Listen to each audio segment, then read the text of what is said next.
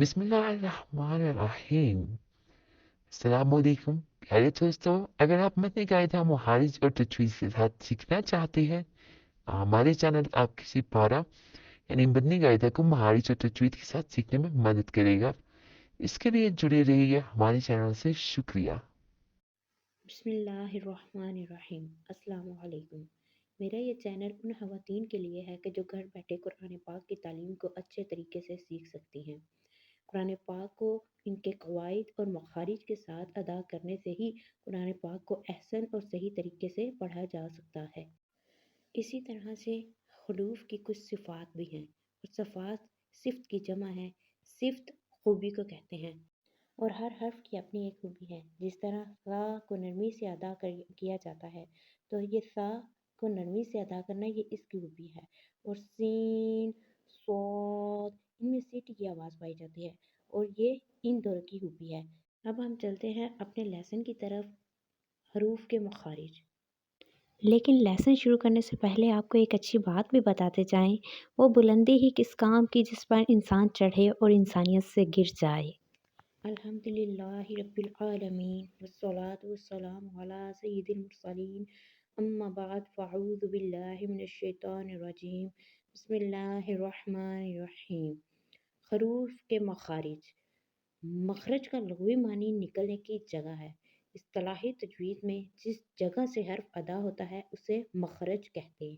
حمزہ، ہا، عین، حا، غین، خا، حروف حلقیہ۔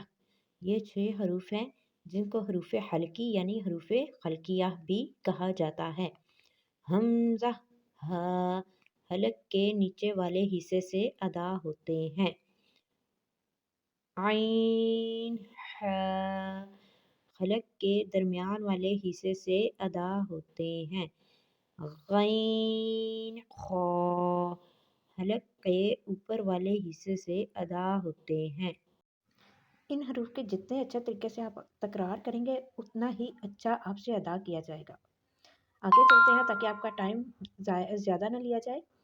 قاف، کاف، کیا ہے؟ قاف، کاف۔ یہ 2 حروف ہیں حروف لہویہ۔ قاف زبان کی جڑ اور تالو کے نرم حصے سے ادا ہوتا ہے۔ کاف زبان کی جڑ اور تالو کے سخت حصے سے ادا ہوتا ہے۔ جیم، شین، یا حروف شجریہ۔ جیم، شین، یا زبان کے درمیان اور تالو کے درمیان سے ادا ہوتے ہیں۔ ضاد حروف حافیہ زبان کی کروٹ اور اوپر کی داڑھوں کی جڑ سے ادا ہوتا ہے۔ لام، نون، را حروف طرافیہ۔ لام زبان کا کنارہ اور زواحق سے ثنایا تک کے ملصوروں سے ادا ہوتا ہے۔ نون زبان کا کنارہ اور انیاب سے ثنایا تک کے دانتوں کی جڑوں سے ادا ہوتا ہے۔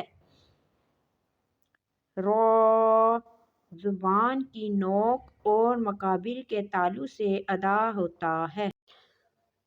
طا، دال، تا حروف نطقیہ زبان کی نوک اور اوپر کے دانتوں کی جڑ سے ادا ہوتے ہیں۔ ظا، ذال، ثا حروف لثویہ زبان کا سرا اور اوپر کے دانتوں کے اندرونی کنارے سے ادا ہوتے ہیں۔ صاد، ظا، سین حروف صافیریہ زبان کی نوک اور دونوں دانتوں کے اندرونی کنارے سے ادا ہوتے ہیں۔ فا، واو، میم، واو حروف شفویہ वा। ऊपर के दांतों के किनारे और निचले होंठ के तर हिस्से से अदा होता है। बा, मीम, वाव। बा दोनों होंठों के तर हिस्से से, मीम दोनों होंठों के खुश्क हिस्सा से और वाव दोनों होंठों की गुलाई से अदा होता है। जी आगे आ जाते हैं हरूफ मद्दा। अलिफ वाव या। ये आपको आगे जैसे जैसे हम जाते जाएंगे आपको बताते जाएंगे कि ये कौन से हरूफ होते हैं हरूफ मद्दा। जोफे दहन यानी मुंह का खुला। इसी तरह खिशूम नाक का भांसा, ये गुन्ना का मखरज है।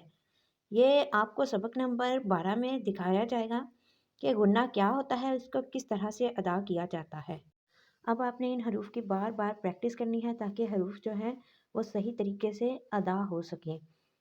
इसी के साथ मैं इजाज़त चाहती हूँ। अस्सलामु अलैकुम वरहमतुल्लाहि वबरकातुहू। जाते जाते मेरे चैनल को सब्सक्राइब करें और बेल आइकन पे ज़रूर प्रेस कीजिएगा ताकि मेरी हर आने वाली वीडियो से आपको कुछ ना कुछ फ़ायदा हो सके। अस्सलामु अलैकुम वरहमतुल्लाहि वबरकातुहू। अल्लाह हाफ़िज़।